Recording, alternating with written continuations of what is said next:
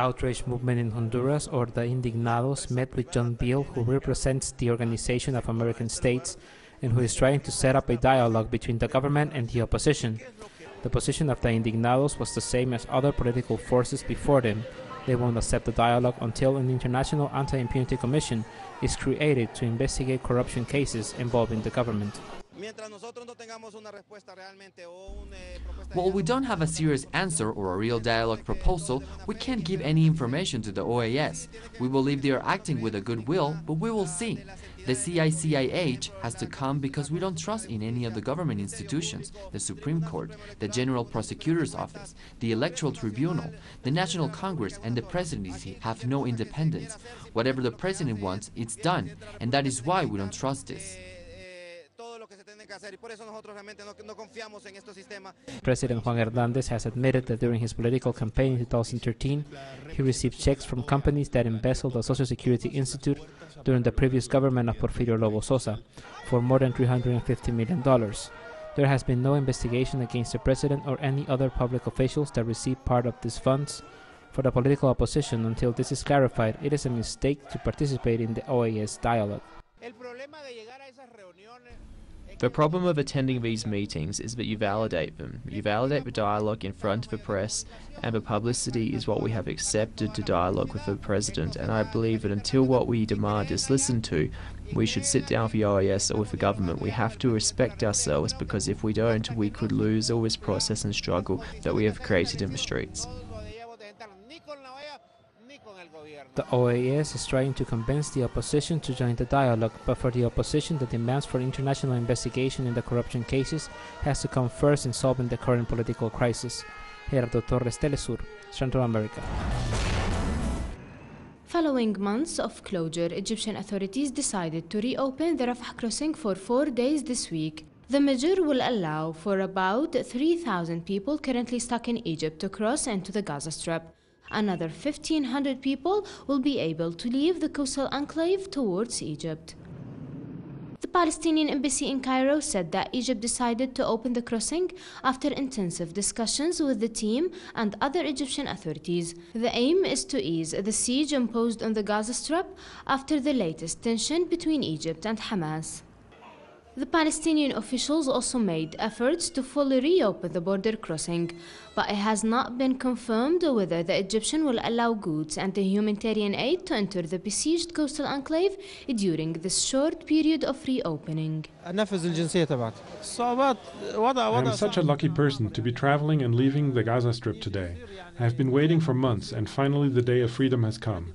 There are thousands of other people who are still waiting, and they might not be able to leave at this time. Gaza is home to 1.8 million people who have been blocked from moving freely across borders due to Israel's blockade against Palestinians. Also, the Rafah crossing has been the only exit for the travelers in and out of the Gaza Strip since October of last year. The decision by Egyptian authorities marks only the 7th time the border has been reopened since it was closed after a terrorist bombing in Sinai that killed 30 Egyptian soldiers. The attack was launched by Islamic extremists. Nur Harazin, TeleSUR TV, Gaza. After this past week of protests, which have seen over 116 police officers and members of the armed forces injured and 60 people detained, some indigenous groups aligned with right-wing sectors have vowed to continue their protests and strike action against the government of President Rafael Correa. We are organized and we are going to see what strategies we can employ to continue strengthening this process. We are already seeing the fruits of this. Konai, Equirunardi, and other opposition indigenous movements have been marching with the conservative Creo Party, led by prominent banker Guillermo Lasso and other right-wing sectors. Together, they're demanding that constitutional reforms are dropped, as well as for a change of government, among other measures. They are marching with the banker Lasso, with Alvaro Novoa, with Jaime Nebo, and at the same time with sectors of the indigenous movement who are refusing to enter in dialogue, and with those who are part of this destabilization strategy. A permanent vigil is being held in front of the Carondelet Presidential Palace. Government supporters have been gathering here, enjoying festivities and protecting what they feel are strides made under this government. We are all here with the permanent honor of supporting democracy.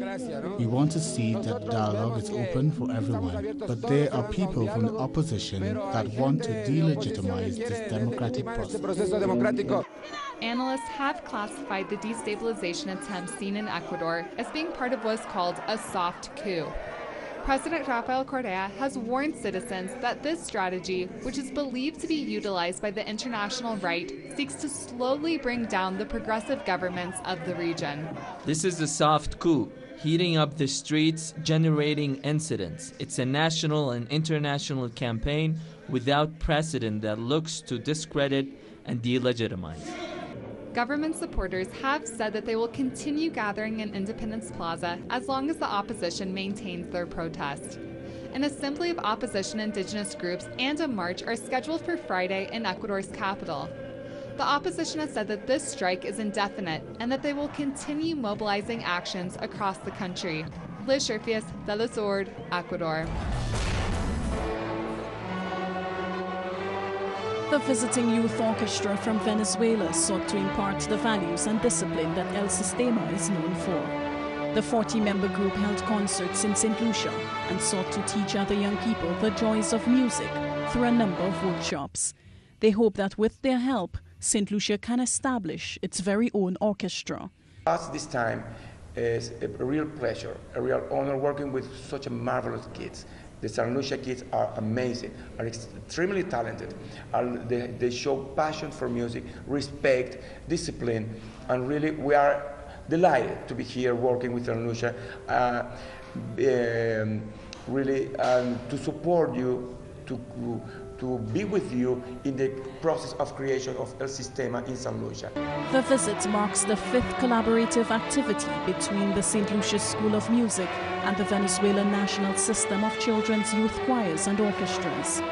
The executive director of the St. Lucia School of Music, Richard Payne, is hoping that this visit will advance efforts to boost music teaching and learning in St. Lucia. This is an opportunity that we certainly don't want to miss. It is a project on a large scale. It is one of the solutions to addressing the national shortage of teachers, music teachers, and one of those wonderful solutions as music as a transformative tool, and music as a tool for social change, particularly as an after-school program that teaches discipline, that teaches teamwork. The training was open to all St. Lucian youth studying music in wind, string, percussion, guitar, and choral instruments. The partners, the Venezuelan Embassy in St. Lucia and the St. Lucia School of Music, are hoping to establish an educational and social music program and build a cadre of young, talented musicians. Alison Kentish, TeleSUR, St. Lucia. The Syrian army has achieved rapid progress in Zabadani after a truce fell with the militant of ISIS and Ahrar al-Sham. The truce was supposed to be in order to end the siege on the villages of Al-Fu'a and Kafraya in Idlib province, northern Syria. In return for calm in Zabadani and open a secure way for the militants to leave the city. We support the army in every move, and we thank them because they protect us against these terrorists. We hope that the Syrian army wins decisively, not only in Zabadani, but in all Syria, because these terrorists have destroyed Syria and tore down our civilization and ruined everything we had. However, the lack of commitment to the truce by the extremist militants of ISIS and Ahrar al-Sham and the continuation of siege and bombardment on both villages of Kafraya and Al-Fu'a cancelled the terms of the truce. After the cancellation, the Syrian army and the Lebanese resistance moved to take the city. The battle in Zambani is a foregone conclusion, no matter what they said in the media, and everyone knows that the terrorists are trapped and that the issue was a matter of time. And we will all pray to God to protect the Syrian army.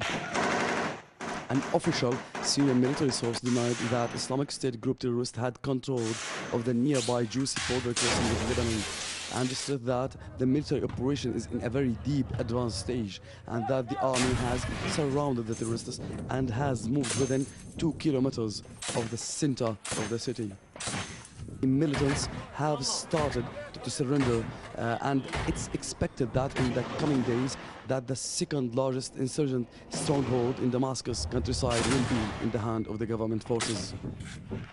Azam Abdullah, TeleSUR, Syria.